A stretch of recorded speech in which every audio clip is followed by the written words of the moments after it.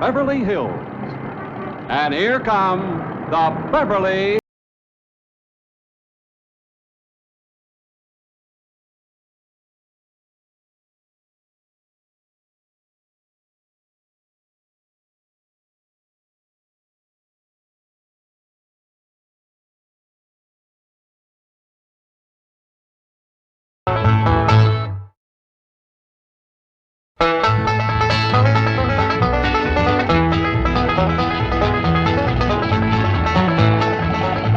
Come on, let's find that house we bought. House they bought? In Beverly Hills? Whoa, wait a minute, hold it. How could a bunch of hillbillies possibly buy a mansion like this? Let's take them back to their home and see how this whole thing started.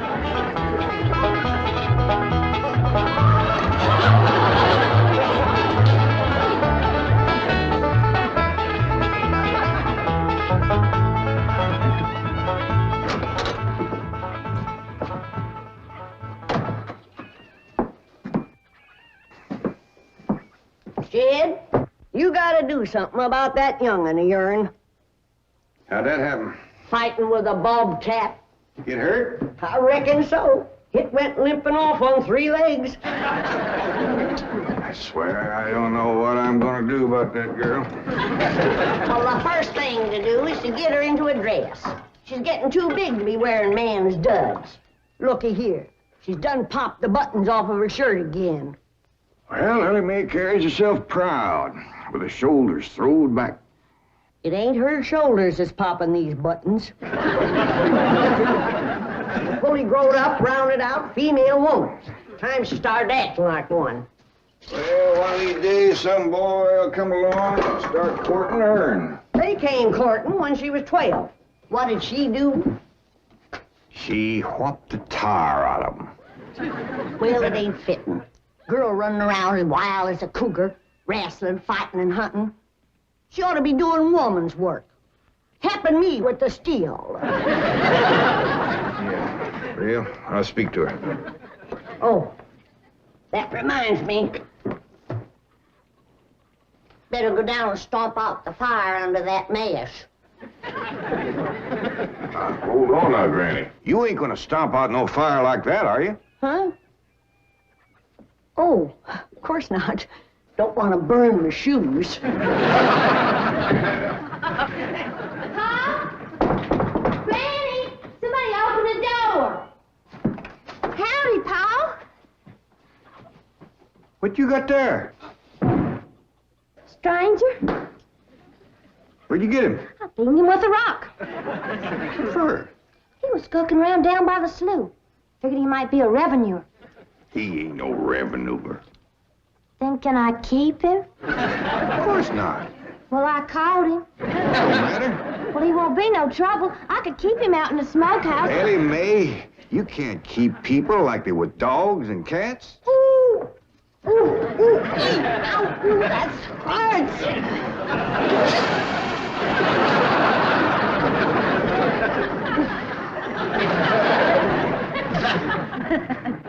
Who's that?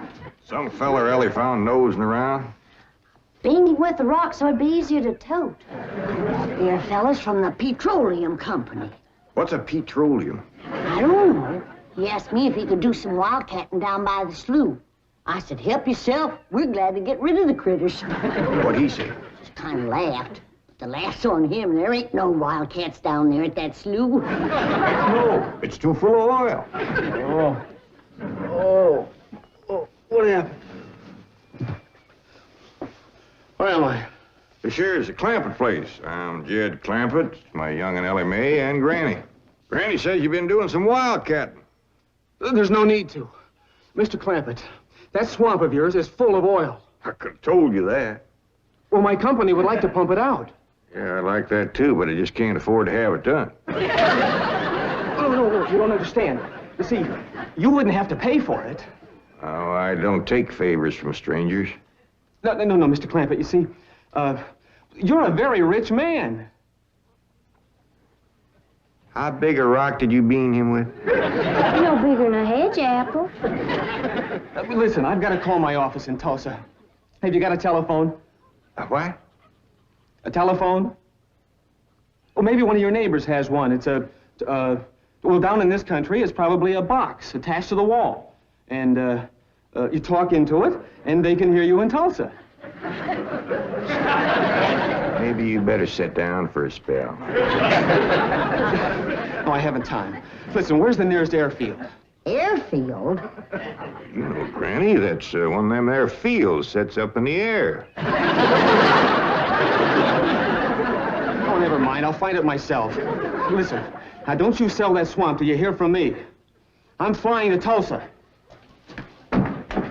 Now he thinks he's got wings.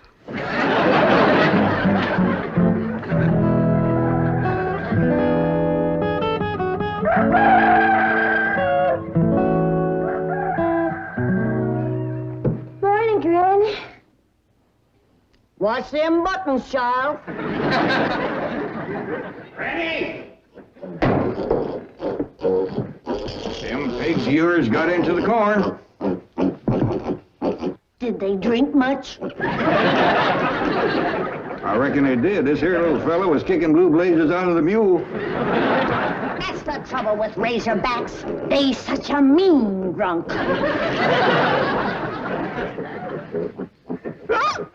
Yeah, this wouldn't happen if you'd stay in the house where you belong.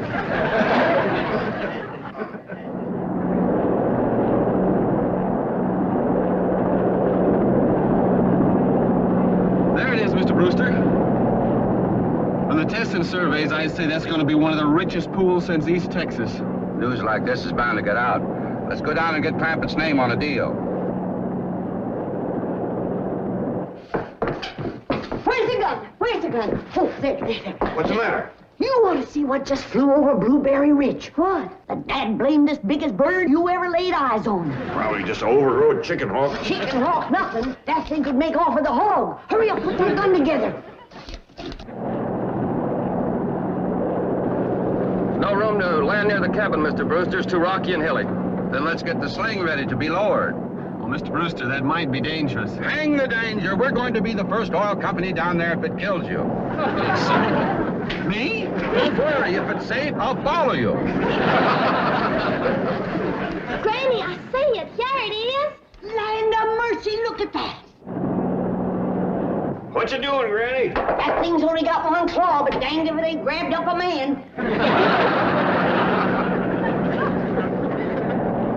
Hurry, Pa, it's my stranger. Where is it? Just flew over the house. I'll get it on the other side.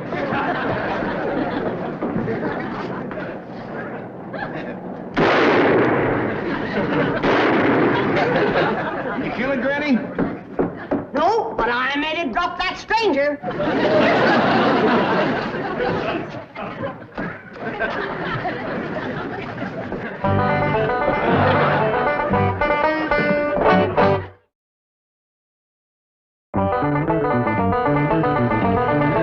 Jethro!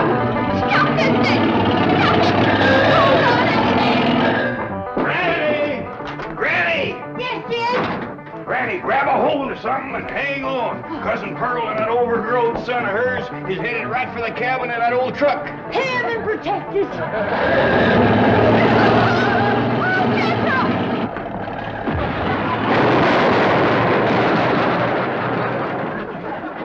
Did they hit us, Jed?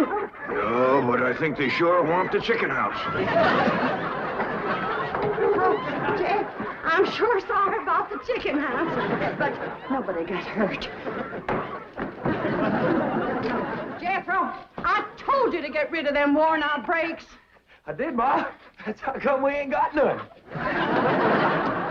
Get on out and lift the chicken house back on its foundation. Jed? Yeah. Jed, Elly May came running over to my place, and she said you sold the swamp to some oil company. Well, yeah, I guess I did. What did they pay you for it? Well, he ain't paid me nothing yet. The Brewster fella said he'd bring the money later. How much they gonna pay you? Well, he said I'd depend some on how much oil they could pump out. Well, he must have mentioned some figure. What was it? Now, Pearl, you know that old swamp weren't worth shucks. Jed Clampett, you got slicker than you're ashamed to admit it. That's just what I told you. Granny, how much they gonna pay him? All right, I'll tell you. He said it runs somewhere between 25 and 100. 25 and 100? I know it don't sound like much, but Mr. Brewster seemed to set great store by the fact he's going to pay me in some new kind of dollar. There ain't no new kind of dollar. Well, it's new to me. I've heard of gold dollars, silver dollars, paper dollars, but he says he's going to pay me in, what do you call them, Granny? $1 million. Yeah, that's $1 million? it. He wrote the whole thing out on this piece of paper. Here, you can see for yourself. I don't know nothing about that. Let's see here now. Thanks in heaven. Granny, give me the jug. It's empty, but I'll fetch some. I'll go, Granny. Jed, you're a millionaire. A millionaire. Yeah, that's what that Brewster fella kept calling me. I didn't know just how to take it. He meant you're rich. Me? The richest man in these hills. Maybe in the whole state. Oh, Jed, you can have anything you want. Do anything you want. Go any place you want. Yeah, that's another thing he kept saying. He said he reckoned I'd be moving away from here soon. What do you think, Pearl? You think I ought to move? Jed, how can you even ask? Look around you. You're 8 miles from your nearest neighbor. You're overrun with skunks, possums, coyotes, bobcats. You use kerosene lamps for light. You cook on a wood stove, summer and winter. You're drinking homemade moonshine, washing with homemade lye soap. And your bathroom is 50 feet from the house, and you ask, should you move? Yeah, I reckon you're right.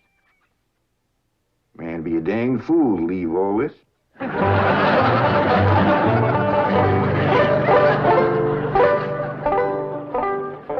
Oh, there you are, Jed. You misunderstood me. I meant you should move away. And you know where I'd go if I was you? Where?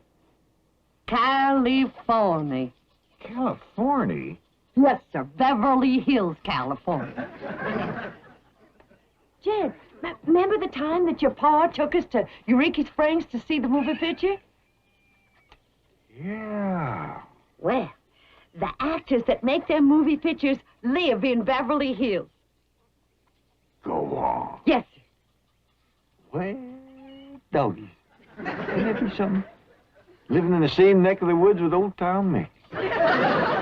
It sure would. And we could come visit you. You know what else they say about California? What? It don't get cold out there. What don't get cold out there? Nothing don't get cold out there. They don't have no snow or no ice. Can't they bring some in? They don't want it. That's why'd be so good for Granny. Remember last winter when she slipped on the ice and broke her hip? Yeah, poor old woman. She was limping for 2 days. Well, that couldn't happen in California because they don't have no ice. How come? I don't know how come. But Granny'd sure like it, and we could visit you.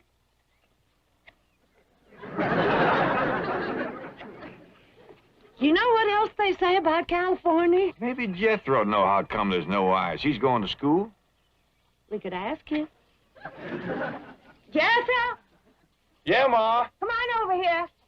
Speaking of school, Elly May could get herself a fine education out there in Beverly Hills. Yeah, Ma? Your rich uncle's got a question he'd like to ask you. What rich uncle, Ma? Your rich Uncle Jade.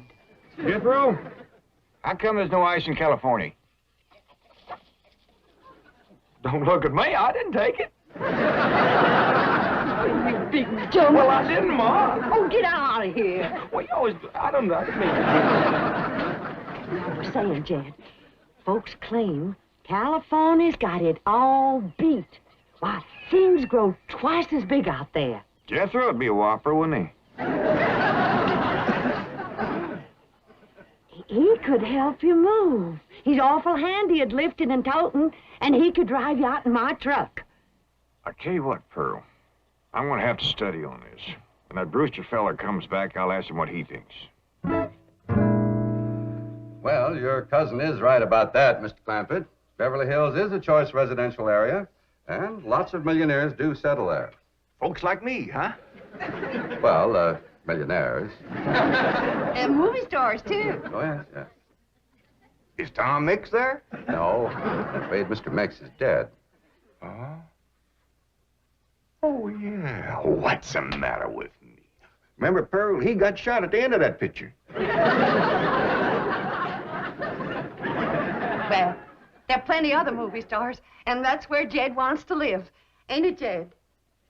I do like the notion of living in the hills. Never could stand flat country. Mr. Clampett, I think it only fair. That is, well, I think you may have a wrong idea about Beverly Hills. Is that where you live? No, my home is in Tulsa. Well, say, maybe you could get us a place there in your neighborhood. Mr. Clampett, let's not beat around the bush. You will love Beverly Hills. Then that's it. Can you steer Jed onto a good place? No, I can get the bank out there to handle it for him. He'd like a nice big place with plenty of room for his kinfolk to visit him. I would like a nice, roomy place if I could afford it.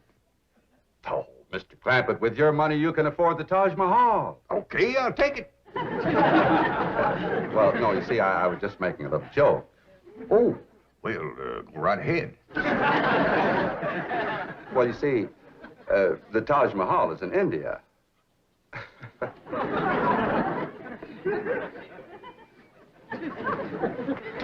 Mr. Brewster, you're a nice fella, but I've heard better jokes. Is the foreigner staying to supper? I'm ashamed to say I ain't asked him. How about it? Oh, I don't think so. Oh, no trouble. What you cooking tonight, Granny? Mustard greens and possum innards. Mm-hmm. Did you hear that, Mr. Brewster? Very clearly. Want to change your mind? Not this time. Well, if you should happen to come back tomorrow, we'll be having leftovers. That's the thing about possum innards. He's just as good as second date.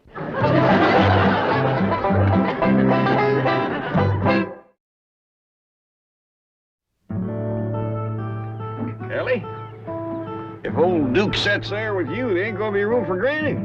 Oh, that's all right, Paul. Granny ain't going. Who says she ain't? She says she ain't. That's right, Uncle Jed.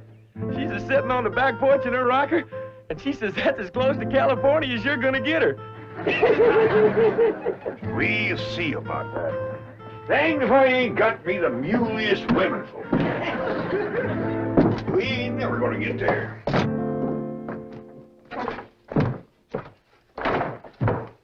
Now, what's all this nonsense about you ain't going to California?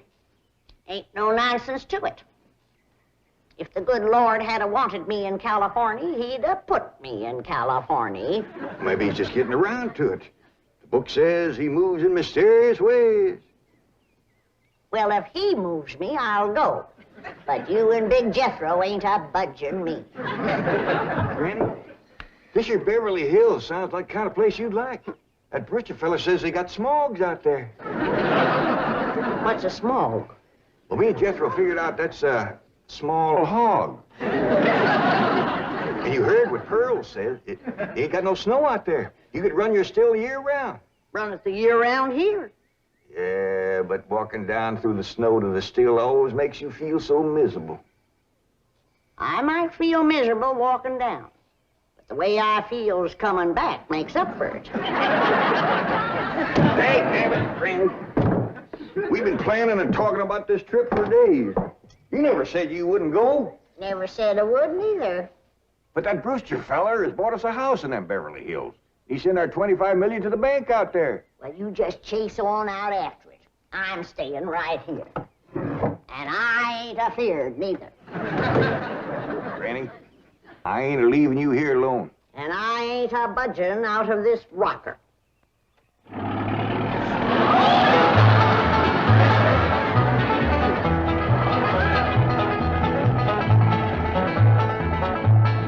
Jethro, what does that sign say? It says Beverly Hills.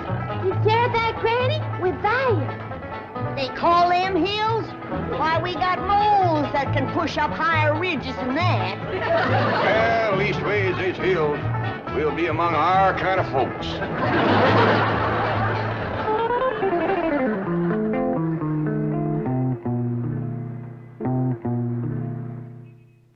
This deposit of $25 million to the account of J.D. Clampett.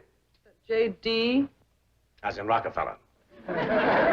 Elevates us to third position in capital assets and assures our bank of... Come in. Oh, I'm sorry to interrupt, Mr. Drysdale. All right, Taylor. Well, are we all set to give the Clampetts a red carpet reception? Well, I'm afraid Mrs. Drysdale still isn't too happy, sir. Yes, I know. Oh, my wife is very upset that I got the estate next to ours for the Clampetts. Says I don't even know what kind of people they are. Do you? I know to the dollar what kind of people they are. They're my kind of people. Loaded.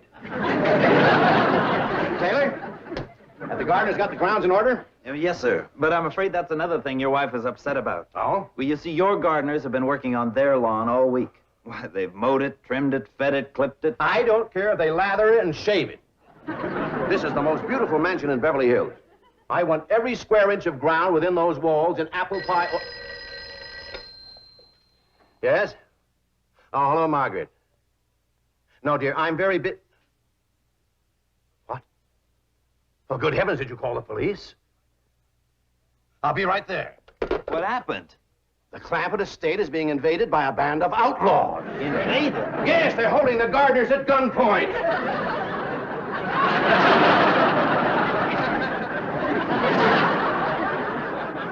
Sure is lucky we come along we did. That's the truth. The way they were slipping through that gate, another 5 minutes and that whole darn prison would have been empty. Jethro, you sure that's a prison? Yeah, Uncle Jed. I seen pictures. Only thing is, how come there ain't no guards on them walls?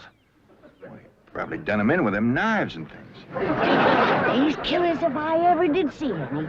Fine neighborhood we's moving into. You hear that? Hot diggity, there's bobcats in these hills. Them sirens! Somebody's calling the law.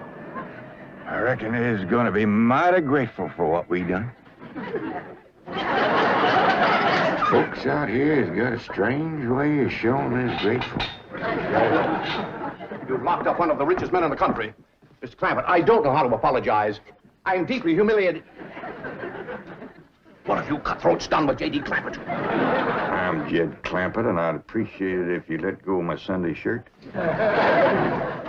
You're J.D. Clampett, the oil millionaire? Yep, this here's my nephew, Jethro. Howdy. Quickly, man, unlock this cell. Mr. Clampett, on behalf of the entire city of Beverly Hills, I extend our deep and humble apologies for this unfortunate and embarrassing incident. Oh, I'm Milburn Drysdale, president of the Commerce Bank of Beverly Hills. My car is waiting to take you and your family to your new home. We want you to know how happy we are to have you, your handsome nephew, your lovely daughter, and your beautiful money. Mother.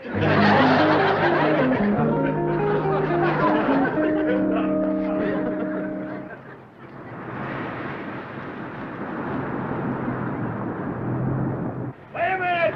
Stop this car!